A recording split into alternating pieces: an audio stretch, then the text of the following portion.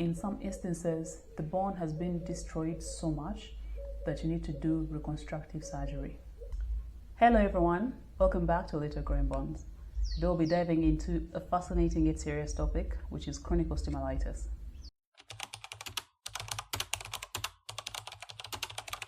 So what is chronic osteomyelitis? So we have talked about acute osteomyelitis in the past, and you can find that video linked over here. But today we shall talk about the chronic variant. So what exactly is chronic osteomyelitis? So simply put, it's a long-standing infection of the bone. It's caused by bacteria and sometimes fungi. So when this bacteria or fungi invade the bone tissue, they lead to the infection to develop. So while acute osteomyelitis refers to the sudden onset of infection, chronic osteomyelitis can linger for months or even years. It's persistent, it's tough to treat, and can lead to very severe complications if it is ignored or not taken care of correctly. The most common cause, of course, is bacteria, Staphylococcus aureus being the top offender. So these germs get access to the bones through one, open wounds or fractures. This can follow an accident, it can be following surgery, especially orthopedic procedures. It can be infection in a nearby area, like an infection in the joint, can spread to the bone. Or, just like we talked about for acute osteomyelitis, it can spread through the bloodstream, especially in people who have a weakened immune system or in children. So chronic osteomyelitis often develops when an acute infection isn't treated adequately, or if a person's immune system isn't strong enough to respond to respond an infection and fight it off completely. So what are the warning signs? Here are the most common ones. One, there is persistent pain, which is often deep and localized to an infected bone. Secondly, there can be swelling and redness around the affected area. Thirdly, there is often pus or some kind of drainage from an infected area. So if the infection causes an abscess that breaks out the skin, then the pus is able to seep out. Another symptom is fevers. So fevers aren't very common in the chronic osteomyelitis. Normally see this in the acute osteomyelitis, but they can also be present. And another feature is difficulty moving. So this is more common, especially if the infection is in close proximity to the joint. Sometimes the symptoms can be very subtle, which is why it's important to get medical attention when you suspect that something is not right about the child's bone or leg or arm. Now let's talk about diagnosis of chronic osteomyelitis. So the diagnosis can be tricky. Therefore, the doctors need to be very thorough when they're trying to diagnose chronic osteomyelitis. Some of the tests that are done include blood tests. So when you do blood tests, you do an infection profile to try and assess for the presence of infection in the body.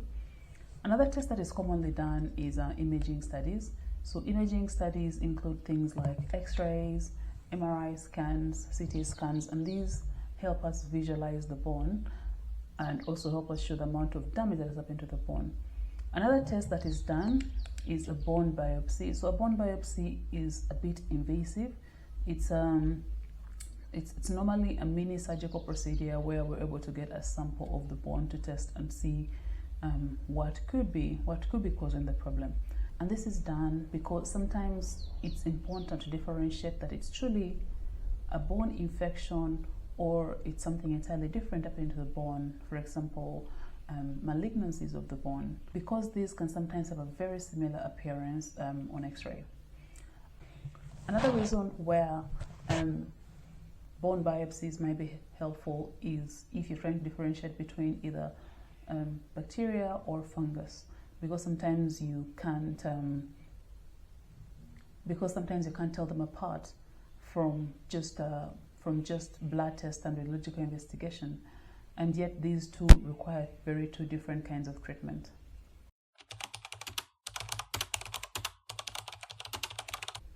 So the treatment plan depends on how far the infection has spread and the patient's overall health.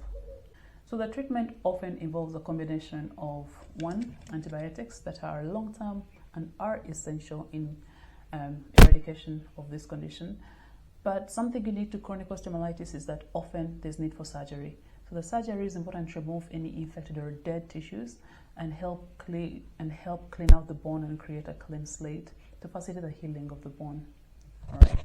When the surgery is being done, everything from pus that is accumulated in certain areas to dead bone that is staying inside the body has to be taken out to try and minimize the infection load that is in that area, but also try to optimize the recovery process.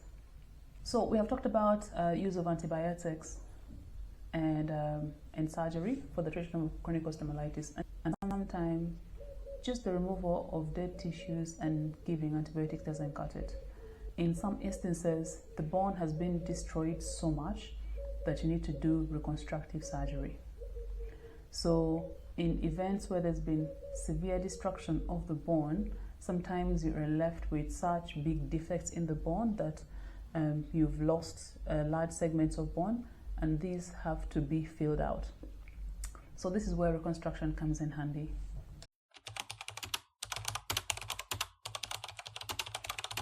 So now let's discuss why chronic osteomyelitis is no joke. So if it's left untreated, one, it can lead to bone destruction, like we've just talked about. So the infection can weaken the bone and destroy it extensively and leave such bad defects to the bone. Another complication is sepsis. So this could be rare, but it can happen. It is life-threatening when the infection spreads throughout the bloodstream. Another is chronic pain and instability, especially if the infection affects the spine or is very close to the joint. One thing we need to talk about in the treatment is amputation. So in very severe cases, if the infection is too extensive and all other surgical options are not able to save that limb, then amputation is sometimes done, especially if the destruction to the bone is too extensive that reconstruction surgery may not be possible, or if it will be too costly and if amputation is likely to outweigh the benefits of the reconstructive surgery, then an amputation is something that can be discussed with the patient and the family. And it's because of this that early detection and aggressive treatment of chronic osteomyelitis is very important.